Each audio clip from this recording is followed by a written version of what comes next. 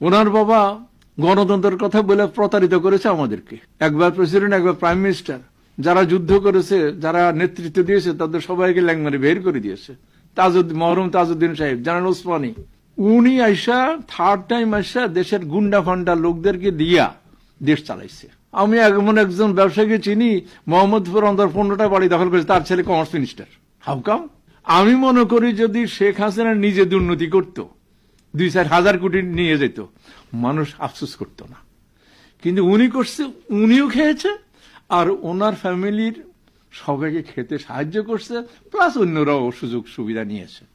এবং সেই জিনিসটাই বর্তমান সরকার এবং আগামী দিনের সরকার একটু লিখে রাখা উচিত যে ওদের এই অবস্থা হয়েছে, আমরা করলে আমাদের এই অবস্থাই হবে।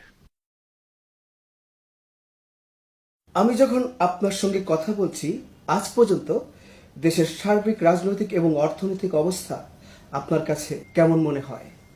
আপনি যদি বলেন যে পতিত সরকারের আমল আর বর্তমান আমল, সেটার উত্তরে বলবো যে আলহামদুলিল্লাহ 100% ভালো।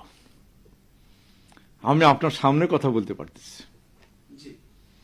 যেটা আমরা গত 15-17 বছর কখনোই করতে পারিনি।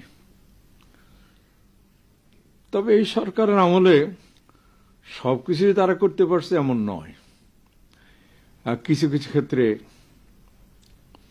তারা যথেষ্ট সাকসেস, কিছু কিছু ক্ষেত্রে একটু স্লো হয়ে গেছে, আর কিছু কিছু ক্ষেত্রে কনফ্লিক্ট অফ ইন্টারেস্ট আছে। এখন যদি বলেন যে কোথায় সাকসেস, সেটা বলবো যে আগে 15 বছর শেষ দিকে তো প্রত্যেক দিনেই এখান থেকে ডলার চলে যেত বাংলাদেশ ব্যাংক থেকে 100 মিলিয়ন, যেটা পৃথিবীর ইতিহাসে বিরল। সেই ঘটনা ঘটেছে এবং এতদিন পরেও তাদের বিচার আজও হয়নি। এবং যারা এটার সাথে জড়িত ছিল তারা কোনো কোনো ক্ষেত্রে এখনো বহাল তবিয়তে আছে। এটা আমাদের দুর্ভাগ্য। তারপর বলবো যে সেই ফুটোটা বন্ধ হয়েছে, আর আমাদের যারা ফরেন কারেন্সি আর্নার, তারা এই দুঃসময়ে দেশকে অনেক সাপোর্ট দিয়েছে। তারা অন্য কোনো পথে না পাঠিয়ে ব্যাংকিং চ্যানেলে দেশে পয়সা পাঠিয়েছে, যার জন্য আমরা ইম্পোর্ট পেমেন্ট করতে পারছি, ধার দেনা দিতে পেরেছি। কোনো কোনো ক্ষেত্রে ধরেন ইলেকট্রিসিটি পেমেন্ট দিয়েছে।